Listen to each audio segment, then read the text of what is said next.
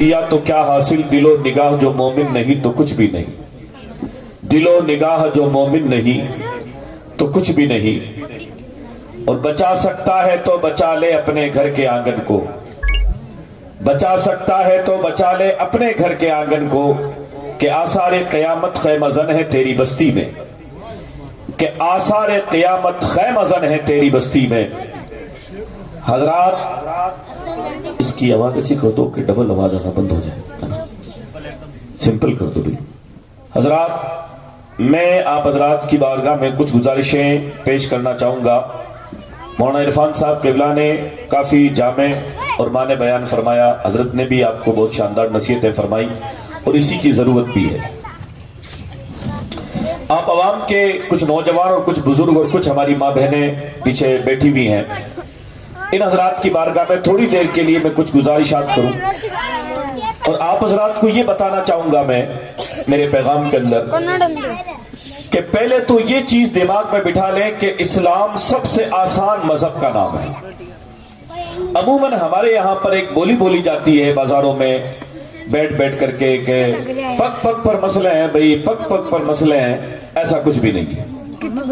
یہ وہی بات کر رہے ہوتے ہیں جن کی پلاننگ دین پر عمل کرنے کی نہیں ہوتی، جن کی پلاننگ یہ ہے کہ میں دین پر عمل نہ کروں اور نہ کسی کو کرنے دوں، لہذا پہلے ہی ڈرا دوں اگر کوئی نوجوان دین میں آنا چاہ رہا ہے۔ معاف کرنا، جو 45 سال 50 سال کے جو لوگ ہیں نا، اور انہوں نے ابھی تک دین پر عمل نہیں کیا ہے، نہ ان کی پلاننگ ہے، ان کے اندر گناہوں کی وجہ سے ڈر پیدا ہو جاتا ہے۔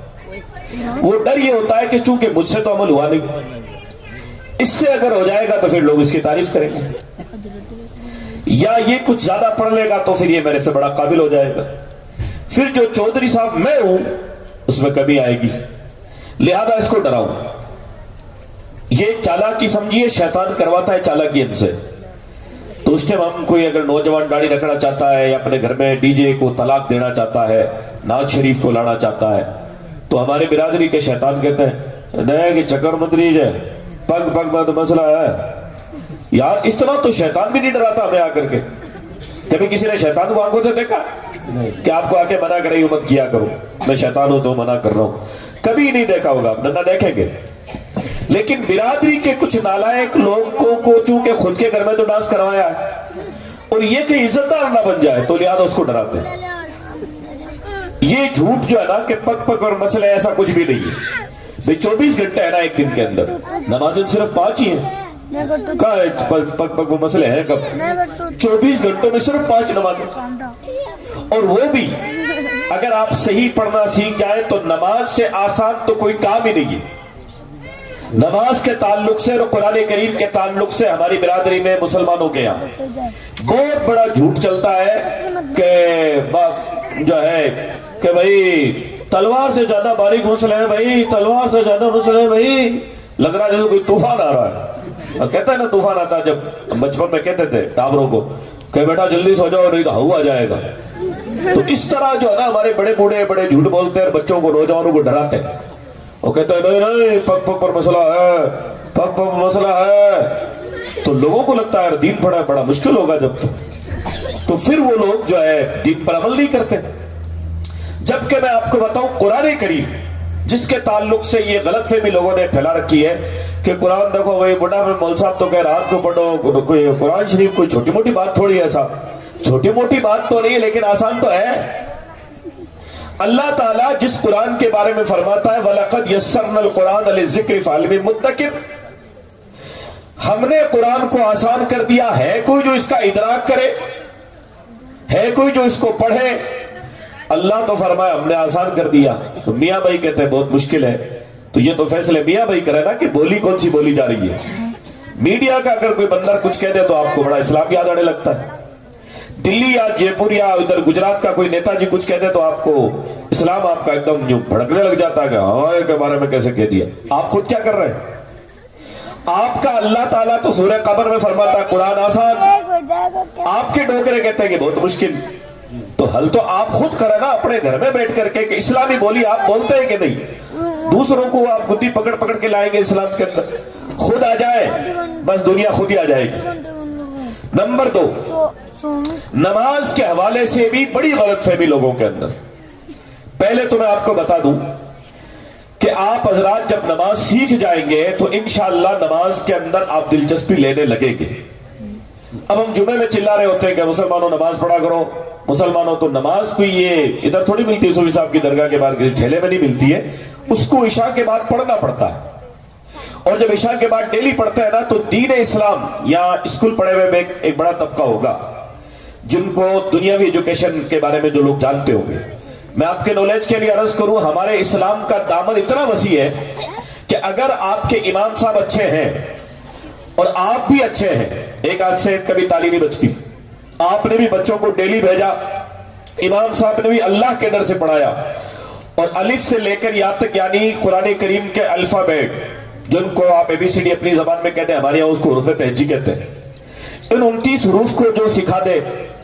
آپ کے جیسے ہندی میں ہوتا نا چھوٹا آ چھوٹی ہے نا، اسی طرح زبر جو ہے نا وہ عربی کا چھوٹا آ کی ماترا ہے، زیر عربی کی چھوٹی ای کی ماترا ہے، اور پیش عربی کا چھوٹا او کی ماترا. یہ باتیں اگر آپ کا امام سمجھا دے، ملانا، کاٹنا، کہاں سانس توڑنا، کہاں سانس نہیں توڑنا، ہجے روا وغیرہ اگر اچھی طرح سکھا دیا جائے، اور آپ بھی بچے کی جھوٹی حمایت نہ کریں، بچے کو بھیجیں برابر، امام صاحب بھی بچے کو اپنا بچہ سمجھ کے پڑھائیں، تو انشاءاللہ 4 سال کے اندر آپ کا بیٹا حافظ قرآن ہو سکتا ہے. سبحان اللہ. کتنے سال میں؟ اس پر آپ زور سے سبحان اللہ آنی چاہیے، بولے نہیں، زور سے سبحان اللہ بولو. میں چلا کے سبحان اللہ کہنا کا عادی نہیں ہوں، لیکن ایک چیز دیکھی میں نے ہمارے جلسوں میں حضرت، اس لیے میں سبحان اللہ کرواتا ہوں. ہمارے جلسوں میں، ہمارے سنیوں میں خاص کر، کیوں میں سنی ہوں تو میں سنی کی بات کروں گا، دوسروں کی بات کرنے کا عادی نہیں ہے. ہمارے سنی میں ایک بڑی بیماری کیا ہے، اللہ کا نام لو میاں بھائیوں بیٹھا رہتا، حضور کا نام لو ابو بکر صدیق، پیر صاحب سبحان اللہ. یہ کیا بیماری ہے؟ اس جہالت سے باہر آؤ، اس گمراہی سے باہر نکلو. یہ گمراہی ہے نا سنیوں میں، اس کے اندر بھی ہمارے مولویوں کی ایک بڑی جماعت کی بدماشی ہے. پیر صاحب کا نام آتا تو بیٹے کہتے ہیں اچھل کے سبحان اللہ فرماؤ. کیوں فرمائیں؟ پیر صاحب جنت میں لے کے جائے گا؟ جنت کا مالک اللہ تعالیٰ ہے. سبحان اللہ نہیں بولے آپ، کیونکہ آپ کے یہاں اللہ کے نام پر سبحان اللہ بولنے کا ماحول ہی نہیں ہے. اللہ سے جو محبت ہونی چاہیے وہ ہے ہی نہیں. سمجھیے بات کو، سارے نبی سارے ولی تو اللہ اللہ کریں، اور ہم یہ کہتے ہیں نہیں ہمارا پیر جی بخشائے گا. بالکل غلط فہمی ہے، میں اس بات کو نہیں مانتا. اللہ تعالیٰ ہے جنت کا مالک. اللہ نے اپنی مرضی اپنی عطا سے نبیوں کو اس کا وارث بنایا ہے. جو بندہ دین میں چلے گا تو نبی کی شفاعت سے وہ بھی جائے گا. یہ ہے سیدھا اسلام. اور گھوسلے بازی کیا ہے؟ نماز پڑھو نہیں، روزہ رکھا نہیں، زکات دو نہیں، مسلمانوں کو ستاؤ، ادھار لے کر چکاؤ مت، ناچ نچاؤ، صوفی صاحب میں چادر چڑھاؤ، کام چل جائے گا. نہیں چلے گا صاحب، جوتے پڑیں گے بڑی خطرناک طریقے سے. جو لوگ نماز نہیں پڑھتے، جو لوگ روزہ نہیں رکھتے، جو لوگ ڈانس وغیرہ کے عادی ہیں، جن کے گھروں میں بے پردگی ہے، وہ مزار تو مزار، خود کا مزار بھی بنا لینا، تب بھی جوتے پڑیں گے ان کو. دوسرے بزرگوں کا مزار چھوڑو، اگر آپ بھی دفن ہو جائے نا اندر جا کر، تب بھی آپ کو کچھ نہیں ہونا ہے، کیونکہ قرآن و حدیث میں یہ لکھا ہوا ہے. ہم مولوی آدمی، ہم تو اسی لیے آتے ہیں کہ لوگوں کو قرآن حدیث سنا ہے. آپ بلاتے اسی لیے ہو. ہوتا کیا مسلمانوں؟ ہوتا یہ ہے کہ آپ لوگ ہمیں کہتے ہو کہ مولانا تقریر کرنے آنا، تو ہم سمجھتے ہیں کہ بھئی میاں بھائیوں نے بلایا تو دینی بیان ہوگا تو راضی ہو جائیں گے. وہاں ہو جاتی پریشانی. ہم دین بیان کر دیتے ہیں کہ قرآن مجید لکھا کہ یہ حضرت اچھا نہیں ہے. تو یہ تو پہلے رونا چاہیے تھا آپ کو کہ ہماری جی حضوری کرنی ہے کہ حضور کی جی حضوری کرنی ہے. یہ بات آپ کو خلاصہ کرنا چاہیے نا دعوت دیتے ٹائم، کہ مولوی اللہ کی اور حضور کی اور صحابہ کی بات کرنا، لیکن آپ نے تو کہا نہیں ہمارے گواڑی کی تعریف کرنا. تو پھر تو کوئی نیتا جی بلا لیتے آپ. نیتا جی کہتے ہیں ہاں یہ سارے ووٹ میرے ہیں، یہ بستی بہت اچھی ہے، یہ بستی فلاں اچھی ہے. لیکن دین اسلام نہ کسی کا دشمن ہے نہ کسی کا اندھ بھکت ہے. دین اسلام آپ کو آئینہ دکھائے گا. ہم دین کے خادم ہیں، دین نہ ہمیں کا آئینہ دکھائے کرو، اس لیے ہم دکھائیں گے. دوسری بات میرے بھائیوں یہ ہے کہ ہمارے اسلام کا دامن اتنا وسیع کہ کہ 4 سال اگر آپ کا بچہ محنت کرے ادارے کے اندر رہ کر، ایسے نہیں، ہمارے ادارے میں ایک بچہ آیا تھا پڑھنے کے لیے، چھٹی چاہیے، کیوں بھائی؟ کہ مامی کی بہن کی شادی ہے اس لیے۔ اب اس موٹے رشتے کا تو علاج یار ہے ہی نہیں ہمارے پاس، تو پھر وہ بچے تو نہیں پڑھ پاتے ہیں، اور ہم لوگ مدرسوں پر الزام لگا دیتے ہیں بچہ پڑھا نہیں۔ آپ نے بھی تو پھر مامی کی بھوا کی نانی اس کی شادیوں میں بھیجا تھا، تو آپ بھگتے ہیں۔ پھر اگر آپ بھی یہ کہہ دیں کہ نہیں صاحب مولانا صاحب شادی ہے تو ہم نبیڑ دیں گے، آپ تو بچے کو پڑھاؤ، تو پھر بچے کو پڑھا دیں گے۔ تو میں عرض یہ کر رہا تھا، 2 باتیں میں نے عرض کی آپ سے۔ ایک تو آپ نماز سیکھ لیں، اور نماز کی ادائیگی کا بہت آسان طریقہ، ایک مثال دوں گا میں نماز کے حوالے سے، پھر کچھ دوسرے مسائل۔ نماز کے تعلق سے آپ نے خود نے ہی غلط فہمی یہ پال رکھی ہے کہ صاحب میری گرائکی ہے، میں دکان پہ رہتا ہوں، ہے نا، ظہر کی 12 رکعتیں ہیں، اب میں نماز کیسے پڑھوں؟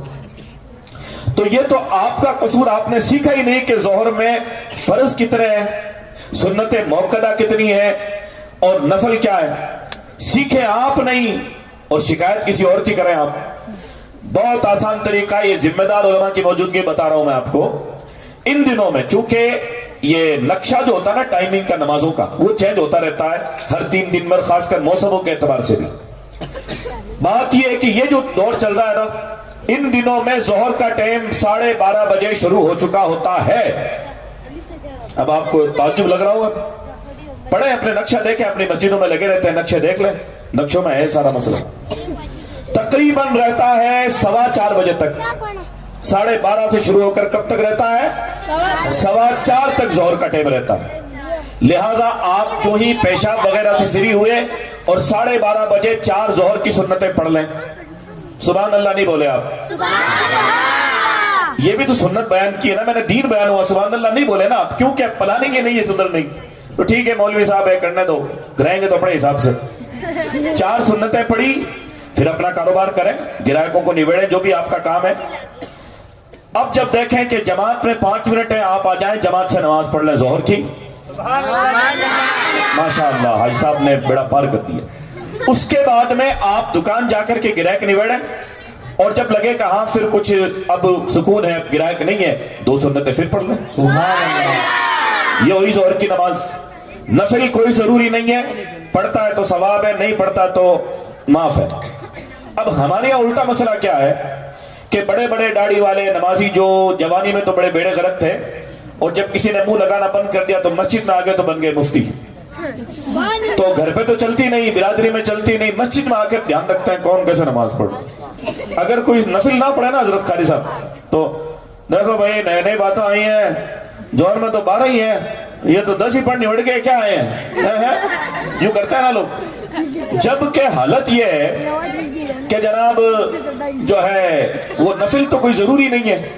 جو ڈوکرا، جو حاجی صاحب ہمیں مسجد میں فتویٰ دے رہا ہے کہ جی 2 نفل کیوں نہیں پڑھے، اس حاجی صاحب کے بارے میں لکھت میں دینے کو تیار ہوں، اپنی حاجن کو کہہ نہیں سکتا ہوں، نہیں کہہ سکتا۔ یہ تابر کہہ رہے ہیں سبحان اللہ، تابر کہہ رہے ہیں اس میں بھی سبحان اللہ۔ وہ مسئلہ ہو گیا، انگریزی والا نہیں آتی تھی جو ہر جگہ یس بولنا ہے، وہ بڑا مسئلہ ہو گیا۔ ہر جگہ بیٹا سبحان اللہ نہیں بولنی ہے نا۔ اب تو ادھر سن لو آپ، میں عرض یہ کر رہا ہوں کہ اتنے بڑے دیندار بن جاتے ہیں ہمارے ڈوکرے کہ بھئی ہم تو کہہ دیتے ہیں ہم تو ڈرتے نہیں ہیں، تو ڈرتے نہیں تو حجن مانے تو فجر ہی نہیں پڑھی، وہاں تو نہیں بولے آپ کے اپنے لڑکے نے عشاء نہیں پڑھی، وہاں بالکل نہیں بولے، بیچارے نے 2 نفل کسی نے نہیں پڑھے جس میں اللہ بھی کچھ نہیں کہتا، اس میں آپ فتویٰ دے رہے ہیں۔ سنیو، سنیت جہالت کا نام نہیں ہے۔ الحمدللہ میں بھی صاحب سلسلہ ہوں، اور الحمدللہ ہمارے یہاں پر میرٹا سٹی میں 2 مرتبہ حافظ صاحب کے درگاہ مرس ہوتا ہے، وہاں ہم سجادگی کے فرائض ادا کرتے ہیں، ہم بھی صاحب سلسلہ ہیں، لیکن ہے الحمدللہ اللہ کے فضل سے قرآن و حدیث والے سنی ہیں۔ سبحان اللہ۔ آپ والے نہیں کہ ہمارے دادا جی فرماتے تھے، نہیں، حضرت فاطمہ الزہرا کے ابا جی حضور کیا فرماتے ہیں؟ سبحان اللہ۔ اس پر اتنی دھیری سبحان اللہ حضور کے نام پر، حضور کے نام پر بڑی سبحان اللہ آنی چاہیے، پیر جی کے نام پہ ضروری نہیں ہے۔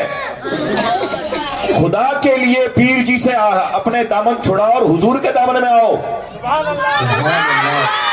ہمارے یہاں پرابلم یہ ہے کہ حضور کے نام پر تو ایسی مر جاتی امت جیسے ابھی جنازہ نکلا ہے، اور جب حضور کے کسی امت کے کسی مولوی صاحب کا نام آتا ہے تو پھر لڑائیاں ہو جاتی ہیں، یوں نہیں کر دوں گا تو وہ نہیں کر دوں گا، تو پوسٹروں میں نام آتے ہیں۔ آپ حضرات سے گزارش ہے سب سے بڑی محبت اللہ کے لیے ہونی چاہیے، پھر ہونی چاہیے حضور کے لیے اور نبیوں کے لیے، اس کے بعد میں ہونی چاہیے صحابہ کرام کے لیے، پھر ہونی چاہیے اولیاء کرام کے لیے۔ مسلمانوں یہ ABCD آپ کو یاد ہونی چاہیے۔ یہ سیٹنگ جو ہے نا، جو میں نے دین کی بتائی، یہ آپ کو یاد ہونی چاہیے۔ افسوس حضرت لوگوں کو یہ سیٹنگ یاد نہیں ہے، اس کی وجہ سے ہمارے جلسوں کا ماحول خراب ہے کہ حضرت مطلب اللہ اور رسول والے مسئلے کے اندر لوگ نہیں بولتے ہیں اور بزرگوں کے نام پر بولتے ہیں۔ ہمیں بزرگان دین کے نام پر بھی بولنا چاہیے، لیکن زیادہ بولنا چاہیے اللہ والے مسئلے کے اوپر، کیونکہ ہمارے ایک بھی بیٹا تھوڑا دھیرے، میں عرض یہ کر رہا ہوں، تھوڑا پیچھے والوں کو بولنے دو۔ آپ نے بولی اچھی بات ہے، ابھی آپ پڑھ رہے ہیں۔ میں آپ حضرات کو یہ پیغام دینا چاہوں گا آج رات سے کہ مسلمانوں، اللہ تعالیٰ غیرت مند ہے۔ آپ نے اللہ تعالیٰ کے معاملات پہ غور کیا نہیں ہے۔ اللہ تعالیٰ غیرت والا ہے، اس کا دین غیرت والا ہے۔ اللہ تعالیٰ ناراض ہوتا ہے اگر کوئی آدمی دعائیں نہ کرے، اگر اللہ کی کوئی تعریف نہ کرے تو اللہ تعالیٰ ناراض ہوتا ہے۔ جلسوں میں، مسجدوں میں، درگاہوں میں سب سے زیادہ تعریف اللہ کی ہونی چاہیے۔ اس کے بعد اللہ کے بعد جو ہے وہ نبیوں کا، بزرگوں کا ذکر ہونا چاہیے۔ لیکن پہلا، کیونکہ حضور نے ہمیں خود نے یہی سکھایا کہ اللہ اللہ کرو، ہمیں تو حضور نے یہ باتیں سکھائی ہیں، ہمیں تو صوفی صاحب نے یہی سکھایا پوری زندگی کہ اللہ اللہ کرو، ہمیں تو غوث اعظم نے پوری زندگی یہ سکھایا اللہ اللہ کرو۔ بات اپنے من سے مت کرو، جو یہ بزرگ کہتے تھے وہ والی بات کرو۔ ابھی ربیع الاول شریف پر ہمارے یہاں پر الگ الگ محلوں میں جلسے ہوتے تھے، پھر جلوس نکلتا ہے، آپ کے یہاں بھی نکلتا ہے۔ تو ہمارے یہاں پر ایک محلے کے لڑکوں نے، جو ہماری رائے پبلک کے اندر ہوتا ہے، کچھ لوگ اپنی رائے سے چلتے ہیں، کچھ علماء سے پوچھتے ہیں، تو ایک طبقے نے ہم سے پوچھا کہ حضرت ہمارے گاؤں والے کہہ رہے ہیں کہ ہم بھی شہر میں ڈی جے لے کر کے آنا چاہتے ہیں۔ تو میں نے تقریر میں ان کو سمجھایا بات، جو آپ کو بھی سمجھانا چاہوں گا نوجوانوں کو، کہ اگر حضور کا میلاد منانا ہے تو اس میں تو ڈی جے کا کوئی کام ہی نہیں ہے۔ اور ہمارے یہاں کچھ لوگ کہتے ہیں حضرت کہ ہمارا من ہے تو پھر اس کو میلاد النبی کے نام سے ہٹاؤ، پھر کبھی جشن میرا من، تو پھر ناچیں کودیں کچھ بھی کریں، لیکن حضور کا نام جوڑ رہے ہو تو اس میں تو کوئی ڈانس نہیں ہو سکتا نا، نہ ہوکی گھمائی جا سکتی ہے حضور کے دین کے اندر، نہ الڑ ہو سکتی حضور میں، تو پھر درود شریف ہو سکتی ہے، ناز شریف ہو سکتی ہے۔ تو یہ چند باتیں میں ادھر ادھر، میری عادت ہے کہ تھوڑے تھوڑے موضوع کی ہر بات سمجھاتا ہوں۔ تو نماز بہت آسان، بس عشاء کے بعد میں اپنے امام صاحب کے پاس آ جائیں، اپنے محلے کے امام صاحب کے پاس آ جائیں اور انہی سے سیکھیں۔ اور ایک بات اور بتاؤں، اپنے محلے کے امام کی خدمت کرو، وہ 24 گھنٹے آپ کی سیوا کرتا ہے۔ آپ مقرروں، نعت خانوں کو تو تازیہ بنا کے بٹھا دیتے ہو، کبھی ہے جو یہی ہے، ہم تو 2 گھنٹے کے ہیں، ہمارا کیا ہے؟ آپ کے یہاں کا امام رات کو 2 بجے اگر میلاد سے کہیں سے کر کے آیا سونا چاہتا ہے اور آپ کا فون آ جائے، مولانا صاحب بچی بہت زیادہ ڈر رہی ہے، دم کر دو، اگر وہ کہہ دے کہ یار میں تو خود ابھی 2 بجے آ کے سویا ہوں، صبح دم کر دوں، تو پھر تو اس کا دم نکال دیں گے آپ صبح کہ اس کو باہر نکالو، میں نے رات کو فون کیا، فون نہیں اٹھایا۔ یعنی امام پتھر کا بنا ہوا، اس کو نیند بھی نہیں آنی چاہیے، ان کے کوئی رشتہ داری بھی نہیں ہے، بس امام صاحب کو 7,500 میں میری ہر بات ماننی ہوگی۔ اسی لیے دیکھو امام نے بھی بے من سے دم کیا تو آپ کا بھی علاج نہیں ہوا، کیونکہ وہ تو سو رہے تھے اور آپ نے ان کو زبردستی اٹھایا۔ کاش یہ اللہ کے ذکر آپ سیکھ لیتے اور اپنی بچی کو دم آپ ہی کر دیتے۔ یہ ایک بات میں نے عرض کی آپ سے۔ دوسری بات یہ ہے کہ آپ حضرات نے اور ہم نے نہ جانے کتنے جنازے اٹھائے ہیں، بڑے بڑے 30 مارکھا لوگوں کے، لہذا ان کی میتوں کو دیکھ کر کے خود بھی سمجھ لیں کہ دنیا کسی کی نہیں ہوئی، آپ کی بھی نہیں ہوگی۔ امام محمد رضا فاضل بریلوی رحمۃ اللہ علیہ کے والد ماجد علامہ نقی خان رحمۃ اللہ علیہ نے اپنی ایک کتاب الکلام الاوضاع میں ایک حدیث غالباً لکھی ہے یا کسی بزرگ کا قول نقل کیا ہے، توجہ سے سنیے گا آپ حضرات، کہ جب کوئی گزر جاتا ہے نا اور ہم جنازہ لے کر کے جاتے ہیں، مثلا بھتیجے کا انتقال ہوا، پہلے اس کے چچا دادا گزر چکے، جب اس کا جنازہ وہاں جاتا ہے نا، تو جب جنازہ وہاں پہنچتا ہے تو وہ جو گزر چکے ہیں نا میتیں، وہ کہتے ہیں بھتیجے تو نے میری میت سے سیکھا کیوں نہیں؟ تجھے پتا نہیں کہ میں اپنی کوٹھی چھوڑ کے چلا گیا تھا؟ دادا کہتا پوتا میری میت سے سبق کیوں نہ لیا؟ تجھے نہیں معلوم تھا میں 100 بیگھہ زمین کا مالک تھا، لیکن بعد میں کیا ہوا؟ بیٹا تجھے بھی تو اس زمین کے چکر میں نہیں آنا چاہیے تھا نا، تو بھی جتنا تھا اتنا ہی حق پہ راضی ہو جاتا اور کاغذوں کی بنیاد پر، وکیلوں کی بنیاد پر زمینیں تو نہ دباتا، اب دیکھ تو بھی قبر میں آ گیا۔ اللہ اکبر۔ اسی طرح جیسا کہ میری عادت ہے کہ میں ہر موضوع سے تھوڑی تھوڑی بات بتاتا ہوں تاکہ ہماری قوم کی تھوڑی اصلاح ہو جائے۔ شادیوں کے تعلق سے ایک مسئلہ جو بڑی غلط فہمی کا لوگ جس میں غلط فہمی کے شکار ہیں، جس کی بنیاد پر ہمارے یہاں ناچ گانے ہو جاتے ہیں۔ عموماً شادیوں کے حوالے سے عورتوں کی طرف سے بھی اور کچھ جاہل نوجوانوں کی طرف سے بات آتی ہے کہ بھئی میلاد ہے تو کوئی میت تھوڑی ہے تو شادی ہے، شادی میں تو ناچ گانے ہوتے ہیں۔ یہ غلط فہمی آپ کو کس نے بتائی بھائی؟ اور اس کے اندر ایسا بھی ایک جملہ بولا جاتا ہے کہ شادی میں سارے گیت گوی جائیں گے۔ اول تو آپ اس میں شروع سے ہی غلط ہو رہے ہیں۔ شادی میں گیت جب ہوتا جب یہ کوئی دنیاوی کام ہوتا، حالانکہ دنیاوی کام میں شریعت میں جائز نہیں ہے، لیکن جو ماحول چلو حساب سے بول رہا ہوں، کوئی ادگھاٹن کر دیا، کوئی ناچ لیا، کوئی نیا مکان بنا لیا، کوئی ناچ لیا۔ حالانکہ میں نے آج جمعہ میں عرض کیا تھا کہ ہمارے یہاں نئی دکان بھی دین میں شامل ہے، گھر بھی دین میں شامل ہے، ہمارے دین دنیا الگ الگ نہیں ہے۔ یہ تو ایک چالاکی اور کچھ بیوقوفیاں تھیں ہمارے بڑوں کی، جنہوں نے دنیا کو الگ گن لیا، دین کو الگ گنا۔ بالکل ایک ہے، میں اس پر مثال دے کے آگے بڑھ جاتا ہوں۔ مسلمانوں، جو ہمارے گلی میں کتے وغیرہ گھومتے ہیں تو وہ تو جانور ہے نا بھائی، اس کو پانی پلانے پر پھر حدیث میں ثواب کیوں لکھا ہوا ہے؟ اگر وہ دنیا ہے تو دنیا میں کس بات کا ثواب ہے؟ کتے کو پانی پلانے پر حدیث میں ہے کہ لیور چونکہ کتے کے اندر ہوتا ہے تو ہر لیور والی پرانی کا جگر ٹھنڈا کرنے پر ثواب ملتا ہے، تو پھر تو کتے کو پانی پلانے میں ثواب ملنے نہیں چاہیے اگر دین دنیا الگ ہو تو۔ ایک ہے دونوں، اگر دین دنیا الگ ہو تو پھر حدیث پاک میں راستے کو صاف کرنے کا حکم کیوں ہے؟ یہ باڑی ہے نا بھی، یہ آپ کا اسلام پور ہے، جو بھی آپ کا ناگور ہے، یہ تو ناگور جنت میں تو بنا ہوا نہیں ہے، تو ناگور کی روڈ کو صاف کرنے میں ثواب کیوں لکھا ہوا پھر حدیث پاک میں؟ ناگور سے مراد زمین جہاں بھی آپ رہتے ہیں، کہ اگر راستے میں کانٹا دور کر دو آپ کو صدقے کا ثواب، اندھے کو راستہ بتا دو آپ کو ثواب۔ اگر دین دنیا الگ ہو تو ان چیزوں پر ثواب کیوں ہے؟ اسی طرح پھر سرکار دو عالم نے یہ کیوں فرمایا کہ جب انسان گزر جاتا ہے تو اس کے جو ہے اعمال ختم ہو جاتے ہیں مگر 3 جاری رہتے ہیں، خاص کر رفاع عامہ کے کام کر کے چلا جائے، یعنی چیریٹی کے کام کر دے، تو چیریٹیبل تو دنیا میں چل رہی ہوتی ہے نا، لیکن ہمارا دین نے کہا دونوں ایک ہے۔ اب میں اپنے اس موضوع پر آتا ہوں کہ شادیوں کے حوالے سے بڑی غلط فہمی کہ یہ دنیاوی کام ہے۔ اگر یہ دنیاوی کام ہوتا تو حضور پھر یوں کیوں کہتے ہیں النکاح من سنتی، شادی کرنا میری سنت ہے؟ کیا حضور کی سنت دنیا داری ہو سکتی ہے؟ زور سے بولو سبحان اللہ۔ نہیں، میں پوچھ رہا ہوں پیچھے والوں سے کہ کیا حضور کی سنت دنیا داری کا نام ہے کیا؟ حضور کی سنت تو دین ہے۔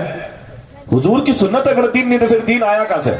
حضور فرماتے ہیں نکاح من سنتی، نکاح میری سنت ہے، تو حضور کی سنت تو دنیا داری نہیں ہو سکتی، وہ تو دین ہوگا۔ تو جو حضور کی سنت ہے اس میں ڈانس کیسے ہوا؟ نہیں ہو سکتا، کیونکہ حضور فرماتے ہیں میری سنت ہے۔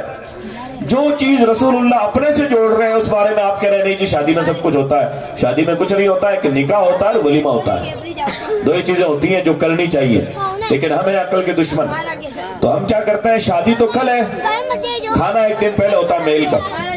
ارے بھائی شادی تو ہوئی نہیں، کہ نہیں نکاح تو کل ہے، تو پھر کھانا آج کیوں کر رہے ہیں؟ اس بیوقوفی کو آپ رئیسی کا نام دیتے ہیں، اس بیوقوفی کو آپ رئیسی کا نام دیتے ہو صاحب 4 کھانے کیے، یوں کہ یہ 4 بیوقوفیاں کی ہم نے۔ کیوں کہ سنت ہے شادی ہونے کے بعد میں کھانا کرنا، کیونکہ ہمارے گھر میں ایک فرد بڑا، ہمارے گھر میں دلہن آئی، ہمارے خاندان آگے بڑھنے کے اسباب پیدا ہوئے، تو شکریہ کے موقع پر ہم کھانا کریں، اس کو ولیمہ کہا جاتا ہے۔ وہ بھی سنت جب ہے جب اداری لا کے نہ ہو، گھمنڈ میں نہ ہو، کسی کو نیچا دکھانے کی پلاننگ نہ ہو، تب سنت ہے۔ ہر مرتبہ سنت ہے، ہر مرتبہ سنت نہیں ہوتی، اس کے پلاننگ اور قاعدے ہوتے ہیں۔ تو عرض یہ کر رہا تھا کہ اگر کوئی بندہ کا نہیں جی بڑے نے کرتے تھے، ایک دن پہلے ہے تو پھر آپ موٹر سائیکل لیں، اس سے ایک دن پہلے مٹھائی بانٹ دیں۔ کوئی بندہ کہہ رہے ہیں مٹھائی کس بات کی ہے کہ کل موٹر سائیکل لیں گے، تو کل لیں گے نا، تو آپ کہتے ہیں یہ بیوقوفی تو ہم شادی میں بھی کرتے ہیں کہ شادی سے ایک دن پہلے کھانا کرتے ہیں۔ کل کے دن آپ کیا کریں کہ بچے کو نوکری نہ لگے، ایگزام نہ ہو اور مٹھائی بانٹیں۔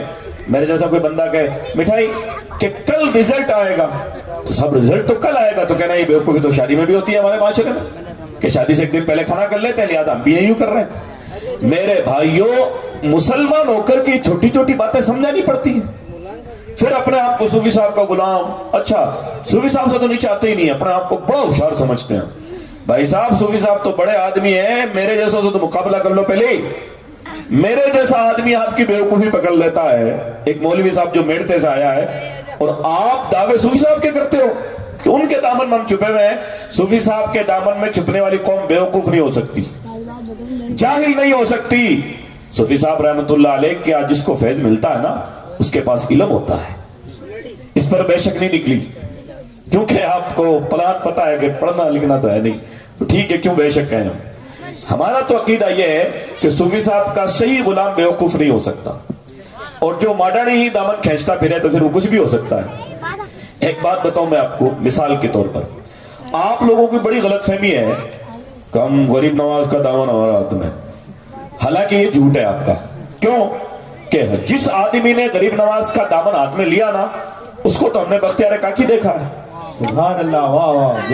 آپ کی حالت یہ ہے کہ آپ کے وضو کے مسئلے نہیں آتے. کون سا دامن ہے, کون سا دامن ہے بھیا؟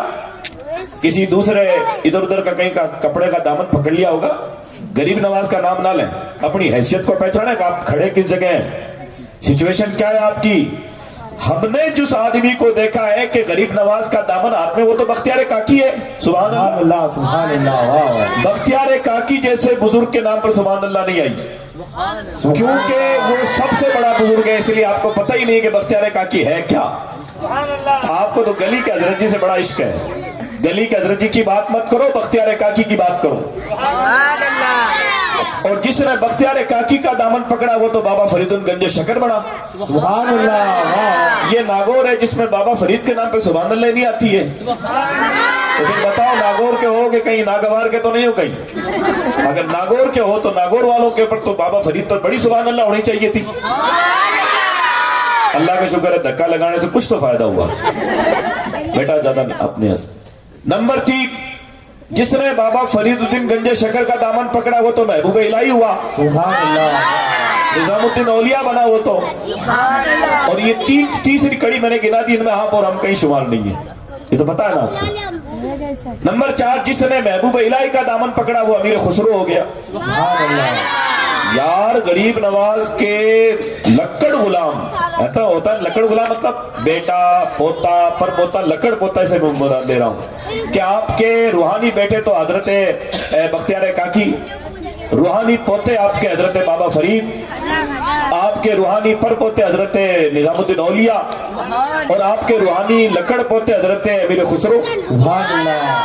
تو ہم تو لکڑ پوتوں والی کنڈیشن میں بھی نہیں ہیں. دعوے بڑے بڑے پوسٹروں میں دیواروں پر, اور یہ وہ قادری منزل اور چشتی منزل, سلیمانی منزل, اور سلیمانی منزل کی آنکھ لائٹ بند ہو رہی ہے صبح 8 بجے. یہ سلیمانی منزل نہیں ہو سکتی.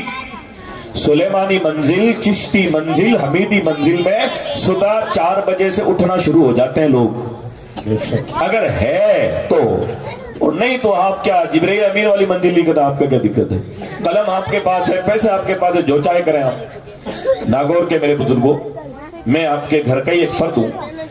ہمارا میڑتا بھی آپ کے اس میں ضلع ناگور میں آتے ہیں. ناگور میں ہماری رشتہ داری, ہمارے تعلقات ہیں. یہ ہمارے عزیز سامنے بیٹھے ہوئے ہمارے دور طالب علم کے دوست صدر صاحب. تو میں عرض یہ کر رہا تھا آپ سے کہ مسلمانوں, حقیقت میرے یہ سب باتیں کرنے کا مقصد کیا ہے؟ اللہ گواہ ہے, قاری صاحب جانتے ہیں, ہنسنے ہنسانے والی ہم تقریر کرتے نہیں. اب اس میری باتوں سے کسی کو ہنسی آتی ہے تو اس کا میں ذمہ دار نہیں ہوں. میں ہنسنے والی تقریر پسند کرتا بھی نہیں ہوں. ہمارے بیٹا منع کر دیتے ہیں کہ مت بولو ایسے آدمی جو ہنساتا ہے, پر وہ باتیں ایسی آ جاتی ہیں جس میں آپ کو ہنسی آئی. ہم ہنسی والی بات کرتے نہیں. ایک حقیقت تھی جس پہ آپ کو ہنسی آئی, وہ تو آپ جانیں. میں عرض یہ کر رہا ہوں آپ سے کہ ہم اور آپ حقیقت کا تو سامنا کریں نا یار. کتنا ہی ہم ناراض ہو جائیں کسی تقریر سے, یا کسی سے زیادہ ہی ہم پربھاوت ہو جائیں, مرنا تو پڑے گا نا. مر کر کیا کریں گے؟ اکثر ایسا ہوتا ہے, اس عالم سے میں سہمت نہیں ہوں, پھر بھی مرنا پڑے گا آپ کو. کہ نہیں میں تو فلاں کا فین ہوں, پھر بھی مرنا پڑے گا. اور جب مر کے جائیں گے تو پھر وہاں تو حساب ہوگا, وہاں تو حساب ہوگا. میرے بھائیوں, میرے بزرگوں, ہمارے بزرگوں نے کبھی بھی نہیں کہا تھا کہ تم میرا نام لے لو گے تو تمہارا کام چل جائے گا. کبھی نہیں کہا بزرگوں نے. بزرگوں نے یہ بتایا کہ دیکھو میں قرآن پر عمل کرتا ہوں, تم بھی قرآن پر عمل کرو. میں حدیث پر عمل کرتا ہوں, تم بھی حدیث پر عمل کرو. یہ چند باتیں میں نے آپ کے سامنے رکھی اس لیے اس غلط فہمی کو دور کر دیں ہماری ماں بہنیں کہ شادی میں تو کوئی جو ہے میلاد تھوڑی ہوتا ہے, کوئی چیلم تھوڑی ہے. میں کہتا ہوں چیلم میں تقریر کی اتنی ضرورت نہیں. چیلم میں تو ویسے ہی بندہ نروس ہے کہ یار تازہ تازہ موت ہو رکھی ہے. تقریر کی ضرورت شادی میں ہے کیونکہ وہاں شیطان بہکاتا ہے. میتوں میں عموماً لوگ نروس رہتے ہیں ویسے ہی, تو وہاں اتنی تقریروں کی ضرورت نہیں ہے میتوں میں. مین شادی ہونی چاہیے شادیوں میں. جب بانے بیٹھائی ہو, عورتوں کا میلاد ہونا چاہیے. ایک اسلامی بہن کو کسی کو بلائیں جو عورتوں میں اصلاح کرے. جب راتی جوگا ہو تو ایک عالم دین کو بلا تاکہ جینٹس کے اندر مرد حضرات کے اندر تقریر کرے, اور نکاح کے وقت کم سے کم 1 گھنٹہ پہلے میلاد ہونا چاہیے. کل ہمارے بیٹھتے میں قریشوں میں ایسا ہوا الحمدللہ کہ نکاح سے 1 گھنٹہ پہلے وہاں تقریر ہوئی کہ بھئی عورتوں کے کیا حقوق ہیں, شوہر کے کیا حقوق ہیں, یہ ذمہ داریاں کیسے اٹھائی جائے. ایک آخری پیغام میں آپ کو دوں, ایک پیغام وہ ہے جو اس کے لیے ہمیں گھر گھر گھومنا ہوگا, کیونکہ اللہ تعالیٰ نے مسلمان کو عقل دی ہے کہ مسلمان کو پتہ ہونا چاہیے کہ کون سی بات آپ کو مائک پہ کہنی ہے اور کون سی نہیں کہنی ہے. ایک پیغام ہے ہماری قوم کی بقا کے لیے, بقا تو اللہ کے ہاتھ میں, لیکن انتظام کرنا, محنت کرنا ہماری آپ کی ذمہ داری بنتی. ایک پیغام کے لیے تو ہم گھر گھر آئیں گے, وہ ایک الگ پیغام رہے گا, لیکن ایک پیغام یہ جو مائک پہ دیا جا سکتا ہے آپ کے مسجد مدرسوں کی آمدنی کے لیے, وہ یہ ہے کہ مثال کے طور پر یہ آپ کا محلہ ہے, مجھے نہیں معلوم یہاں آبادی کتنی ہے, لیکن اگر ہم یہ 100 گھر گن لیں اس گواڑی میں, جہاں یہ پوری بستی جو ہے نا آپ کی, اگر 100 گھر گن لیں, کتنے گھر؟ 100. یہاں کی جو مسجد ہے یا مکتب یعنی بچے آئے اور واپس گھر چلے گئے, اپ ڈاؤن کرنے والے بچے, تو ان مکاتب اور ان مساجد کے کہہ رہا ہوں ادارے کے لیے تو بہت بڑا فنڈ کی ضرورت ہے. جو ممبران حضرات جانتے ہیں, جو گاڑے کو لے کے چلتا ہے نا, اسی کو پتا ہوتا ہے یہ گاڑا چلتا کتنا دور ہے. لیکن جو مکتب ہے یعنی بچے آئے 2 گھنٹہ پڑھا اپنے گھر چلے گئے, اور مسجد ہے, مولانا صاحب ضرورت نہیں ہے کہ ان مکتب اور مسجدوں کے لیے چندہ کرنا پڑے. بہت آسان طریقہ میں نے سالانہ جلسے کے اندر بھی عرض کیا تھا کہ 100 گھر کے اندر 2 بندے تو ہوتا ہے نا کمانے والے, ایک گھر میں 2 بندے تو ہوتے ہی ہیں. اپنے والد صاحب کے ایصال ثواب میں, اپنی والدہ کے ایصال ثواب میں, اللہ کرے وہ 100 سال کے ہوں, تو اپنے بچوں کے آج کل برتھڈے کا جو آپ کا کریز چل چکا ہے, ہر بندہ اپنے برتھڈے کے, اپنے بچے کے برتھڈے کے موقع پر یا اپنے برتھڈے کے موقع پر 2 بندے 1000 روپے سالانہ جمع کرانا شروع کر دیں, تو ایک مسجد کا فنڈ سالانہ 2 لاکھ روپے ہوتا ہے. کتنا لاکھ کا ہوتا ہے؟ 2 لاکھ. بغیر رسید بک, بغیر چندے کے ہوتا ہے یہ کام.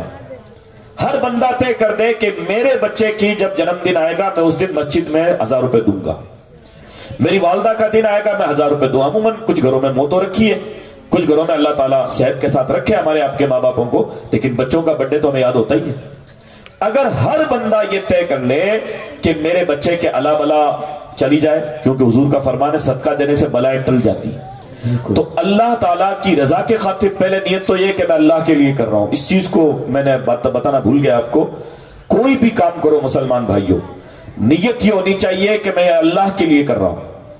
کس کے لیے کر رہا ہوں؟ اللہ کے لیے. خاص کر قربانی ہے, حج اور عمرہ, یہ سب چیزیں اللہ کے لیے ہیں, ساری چیزیں اللہ کے لیے. ان معاملات میں خاص اللہ کی نیت ہونی چاہیے. قربانی کریں تو آپ یہ کہیں کہ اللہ کی رضا کے خاطر, چونکہ چاند نظر آ چکا ہے, مجھے قربانی کرنی ہے نا, قربانی کرنی ہے, اللہ کے لیے کرنی ہے. قربانی اللہ کے لیے ہوتی ہے, جو صاحب نصاب ہے اس کے پیسے سے کی جائے گی, ہوگی اللہ کے لیے. تو آپ یہ کہ میں مسجد میں 1000 روپے نظر پیش کرنا چاہ رہا ہوں اللہ کو راضی کرنے کے لیے, کہ اللہ تعالیٰ اس 1000 روپے کی جو میری چھوٹی سے ایک چھوٹا سا اماؤنٹ ہے, اللہ اس کے بدلے میرے بچے کی الا بلا کو ٹال دے.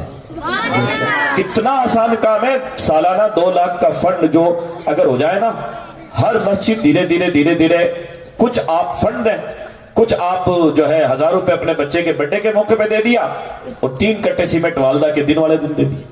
بھائی صاحب مال میٹرل بھی فری آتا ہے اور پیسے بھی فری آ جاتے ہیں.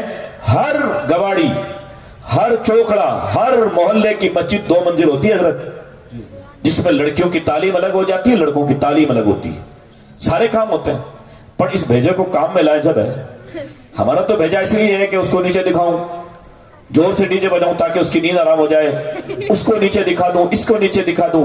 ہوا یہ کہ اللہ نے آج ہمیں نیچے کر دیا. میں آپ کے گھر کا ایک فرد ہوں, اس لیے آپ کو کچھ نصیحتیں کر رہا ہوں کہ ان باتوں پر عمل کریں, کہ اپنے فنڈ کو بچائیں, اپنے پیسوں کو بچائیں. اگر یہ 2 دوستوں یا جو کھندے لگانے والوں کی وجہ سے پیسہ برباد کر دیا نا, تو ختم ہونے کے بعد یہ دوست نہیں آتے, فون نہیں اٹھاتے. آپ حضرات سے گزارش ہے اپنی شادیوں کو سادگی میں لے آؤ, فاتحہ کے موقع پر سادگی اختیار کر لو, اپنے مسجد مدرسے کے فنڈ کو مضبوط کر لو. یہ چند باتیں تھی. اللہ تبارک و تعالیٰ ان باتوں پر مجھے اور آپ حضرات کو عمل کی توفیق عطا فرمائے. دوران گفتگو میں نے شرعاً کہیں غلطی کی تو میں توبہ کرتا ہوں. استغفر اللہ ربی من کل ذنب واتوب الیہ. کھڑے ہو کر میرے آقا کی بارگاہ میں 3 شعر صلاۃ و سلام.